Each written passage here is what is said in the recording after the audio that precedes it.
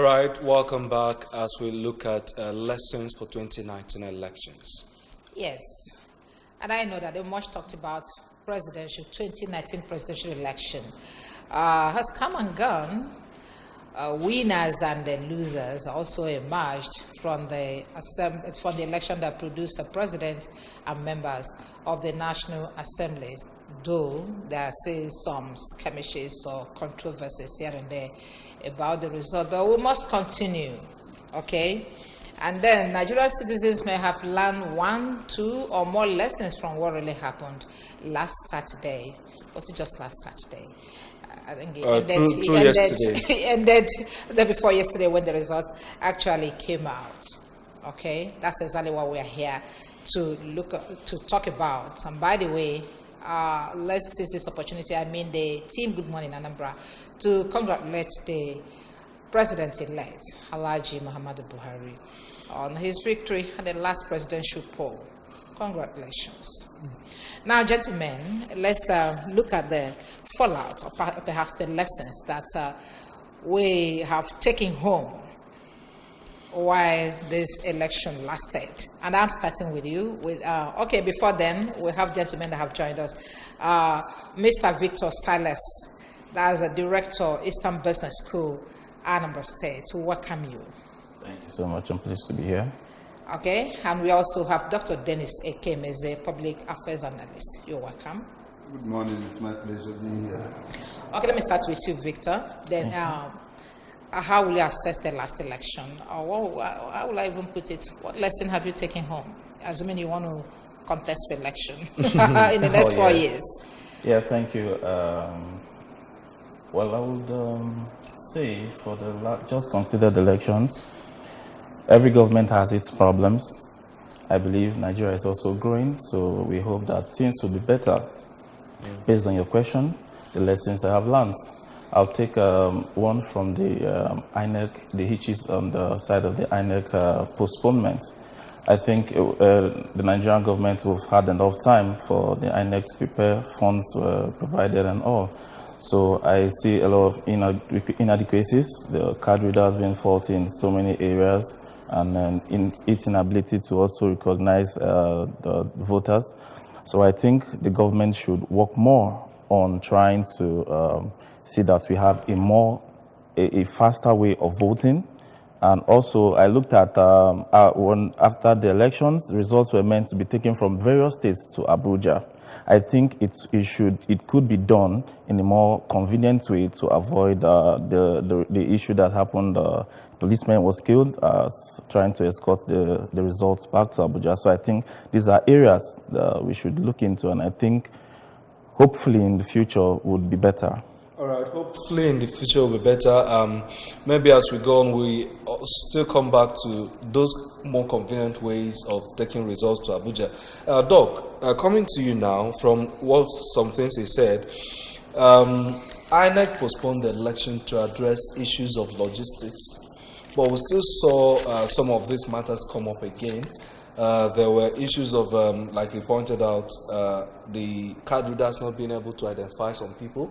We also had, where I covered that with incomplete ballot paper for the presidential election, and several other issues that came up that INEC was supposed to have addressed before the February 23 election. What must INEC do at this point to address some of these challenges? Well, thank you very much. I think it's a very pertinent question and requires careful answers to it.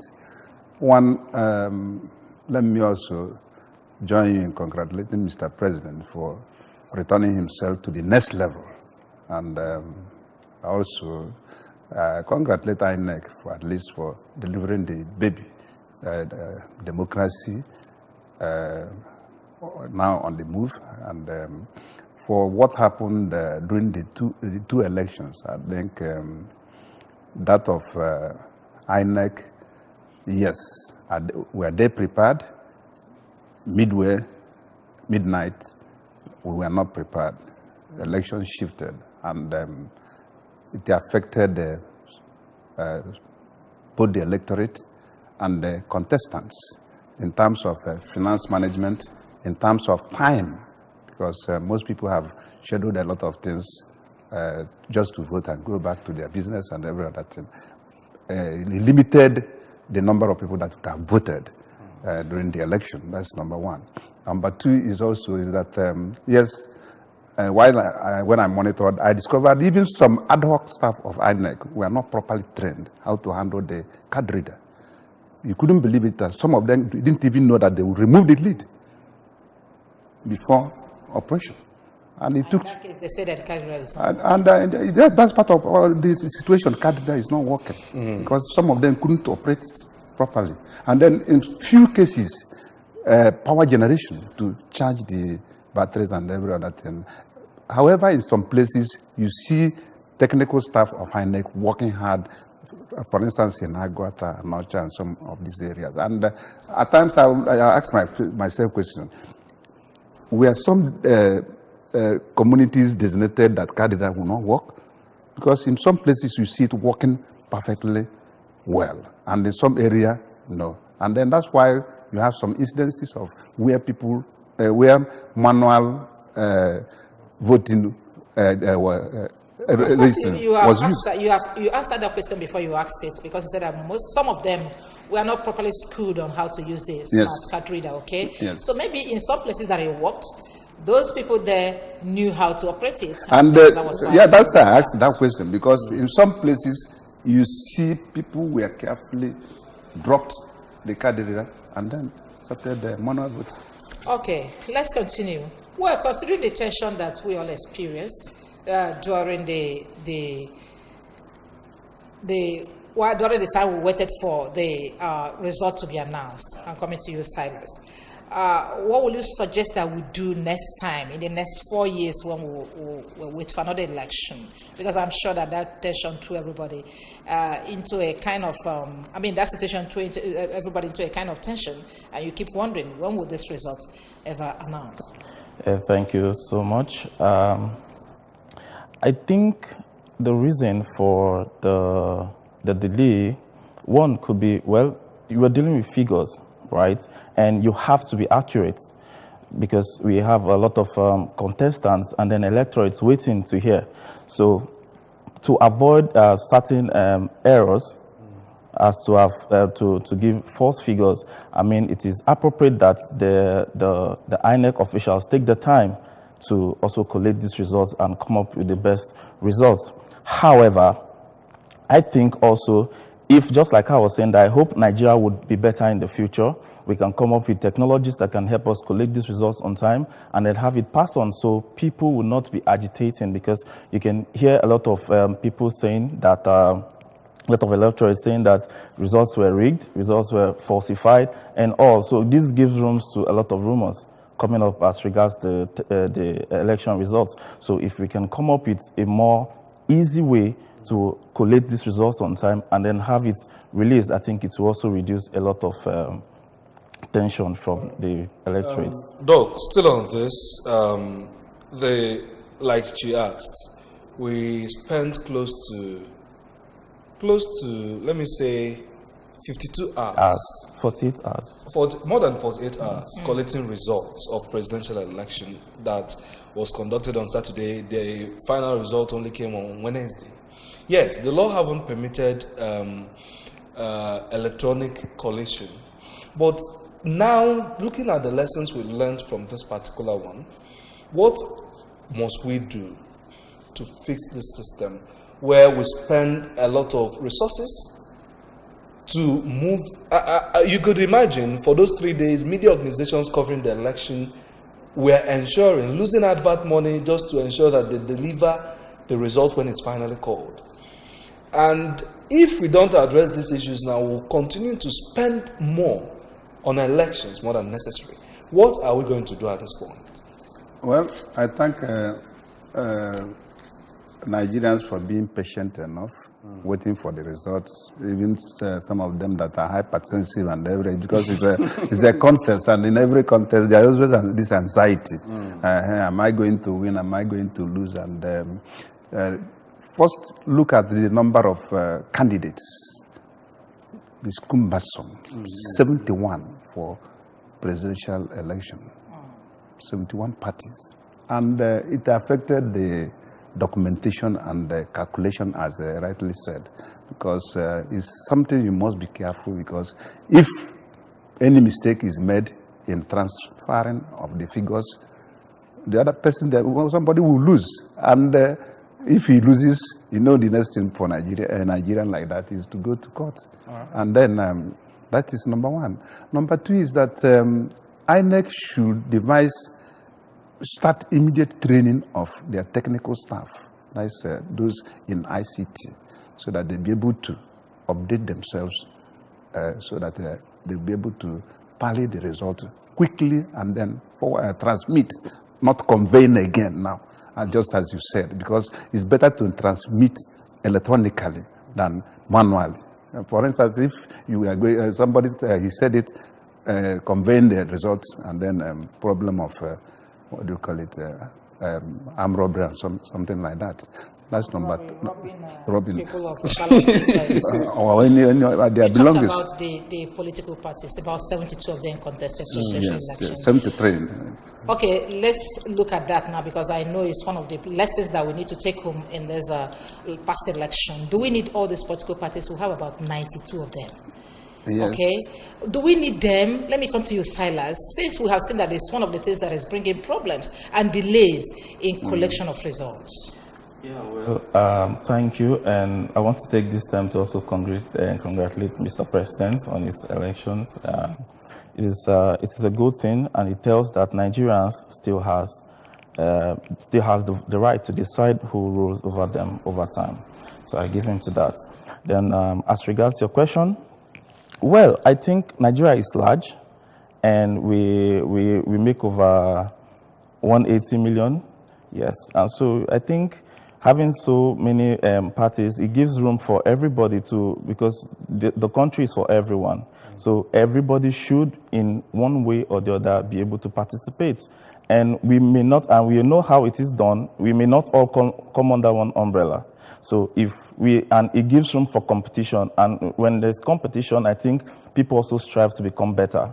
So I think election in their domain, because some of them are local parties, local government parties, state parties, and all the rest of them. Of course, the two major parties we have, the APC and the PDP, also started like that from the grassroots. We used to have the SDP of those days and all, and today we barely hear of them so much now. So it is like that. They all will grow and then emerge at a phase. Yes, they all will grow and develop at a phase, but we always say that America is not a good example for Nigerian nascent democracy, if we say that. But when you look at what we have, we've spent much resources in having this number of political parties. We know that we still have a semi-literate population who find it difficult. Like, there were some personal experiences I had on the field. Several people had difficulties identifying the parties they wanted to vote for. And this kind of things can throw up these issues of the kind of results we finally see. So how do we address that? Shouldn't we put a restriction on number of political parties? Let's say 5. 5 still provides that opportunity for everyone to participate. Yeah, well, to some extent, I agree with you, but to a large extent, I would still say you cannot take illiteracy from the society. Yes, it's just like if we all are rich, then who's going to serve the rich? So, and this also make up the things that makes up an election. Wrong voting and invalid, improper voting per se. And so I am trying to say all in all that, well, if we don't have these things happening, we will not know that we still have to educate the electorate on how to vote. So I think the education on how to vote properly should still be carried on the social media, even one-on-one, before elections. People should be educated on how to vote. And I think to a large extent, we have come a long way. And a lot of people, even if you tell my grandmother to vote, wherever she sees the umbrella, she should vote the umbrella. Wherever she sees the broom, she should vote. She knows what to do. You get. Okay, let's move on. Let's move on. Okay, We'll continue with the discussion. We'll take the Vox Pop now. When we come back, we'll pick more calls and ask more silent questions as far as this election is concerned. Stay with us. There are certainly no lessons learned, not by me, but by Nigeria as a country, because a lot of mistakes of the past were repeated in terms of specifically disenfranchising the people, especially in this southeast, on the issue of the workability of the card readers. Seems more like a systematic decision by the powers that be. The lesson I learned there is Nigerians, in fact, we are confused. They panic, so everybody had got fear in his heart. They gave us the voting list in the results. Well, I cannot blame God. It's just let the will of God be done. I think the lesson is the fact that young persons are a bit more involved in the process. I learned that our election in Nigeria is something else. There's no positive lesson per se. The only thing is that do your own best and leave the rest for God. Okay, it is still Good Morning Anambra, and we are looking at the lessons that we have picked during the last presidential and National Assembly election. Let's quickly look at the activities of the returning officers that were posted to different states and the kind of controversies they generated during the collation of the results. Some of them say that they announced results on duress, and then goes out there to say that it's not exactly what happened. Is it because they never knew their position as returning officers, or they never knew that once you announce a result, it stands until the tribunal says no, or they never knew about their provision of their security? Because I know that some of them gave security as part of their reasons why they did that. That without security, you're not even supposed to carry out the activity as a return officer. What do you think that really happened? Dennis Ekemezia. Well, I laughed because I recall in 1993 election of presidential election and other elections that announcing the result of presidential election by Humphrey Nwosu, or in midway, he refused to announce the result again. And all the threats and every other thing, he refused. And at the end of it, the election was annulled and then led to June 12th. And that's, I mentioned this so that it gives us the mind and then the stability of mind and credibility of an electoral officer or a returning officer. As you rightly mentioned, every returning officer at the local government level, because that is where the case is now, at the local government level, has adequate security of SS, police, and even army at the gate. So, and my question to some of them is that after announcing the results, wouldn't you have gone immediately to the police or SS to make the complaint? And not after some hours, about 12 hours or so, you said you were under threat. Yes, you were under threat because of your conscience is now pricking you that you didn't do the right thing. Are the DSS not supposed to be at the control room? That's what I'm saying, that the ones I witnessed, there was adequate security. But in situations, let's not blame the collation officer wholly now. In situations where the collation officer had looked around and have seen that maybe these security agencies are doing this in collusion with whosoever that is distressing them in calling the result, what should he do? And that's what I have very earlier said, that if you are under duress to announce result, immediately after announcing the result, you go and complain and put your document it that you were under duress, not after hours. I was a returning officer one time ago. I was forced at Onitsha North to declare a result. I said, I will not do it. Okay, let's hear from you now. And I didn't do it. And I saved my life. When they say duress, what do they really mean? Yeah, well, it could come from different standpoints. Maybe it may not be violent, and it may be. But whichever case, I think if the returning officers were properly told and they know the rights they hold to the position they have, I mean, no matter the level of stress or duress they are under, they should be able to stand on their rights. Because you can, whoever is putting you under duress or stress cannot kill you at that point. And even if they do, they'll be questioned. So definitely, I believe that, yeah, of course, yeah, sorry, of course, people have died for the nation, so it's part of the service. People have died for the nation. Someone wants to join us in the studio. Let's get. Hello. Good morning. Hello, good morning. Good morning. Your name and where you're calling us from? Peter is my name from Waka. Peter, go on. First of all, I want to say that the election of this year was progressive. Okay. As regards what we had in 2015. Okay. Instead of moving forward, we went backwards. And even the vote of the nation can tell you everything. Nobody is happy. We're supposed to have a free and fair election so that at the end of the day, when you are declared winner, you will raise your head high and say, yes, I actually won the election.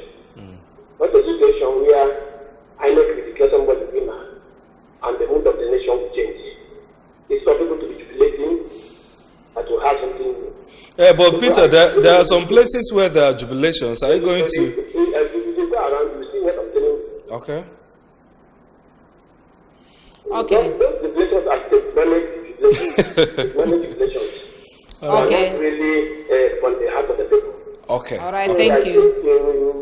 We should move up on this. It's really unfair. It's really unfortunate. All right, thank you very much. Peter.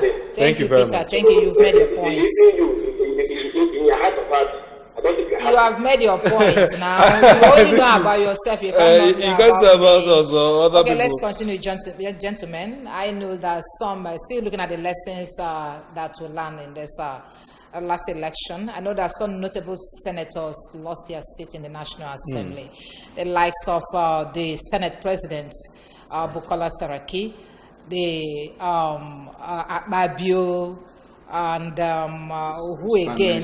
Adeyemi, Smart Adeyemi, a whole lot of them. And then some other established politicians, Yes. governors that didn't return, like that of Oyo State. Even Okay, Benue and the State, Benue State, Benue Akume. State, Akume. Okay, so what lesson is there?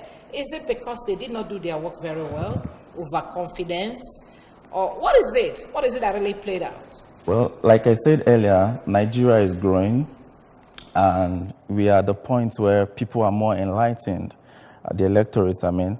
And so if you've been elected into a public position and people find you wanting, I mean, Nigerians know that they know their vote counts, so they can vote you out.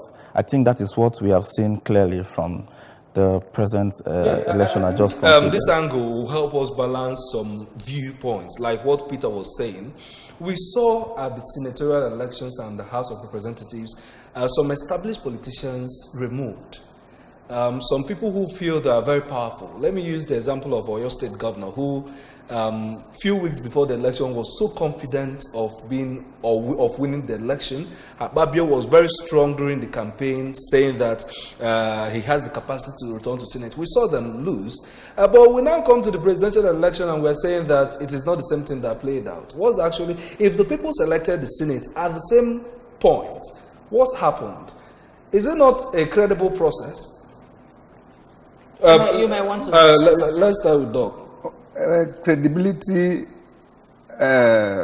is on quotes and is part of that what we call objectivity in communication. And, Okay. Let's use Akpabio for example. There was a defection. You know, he defected from his main party PDP, and then to join. All of them were defected from one party to And another. some of them that we are now saying this were factors of defection. Shehu Sani defected and joined a new party. And then Akpabio, you see in their area, there's conflict of interest in their areas. For instance, I'm using Akpabio and Shehu Sani, and then created disaffection among the people. And then, during election, public opinion moves swiftly, more especially in this era of, social media. Because social media interaction also played a major role in bringing some of them down. And then, just as he said, you are dealing with community of people. And that is why democracy is good. You go back to your grassroots, your people. Maybe you are not touching them. You are not coming back to them again. And then you alienated yourself from them. During the election, they say, okay, welcome back. We are going to alienate you also.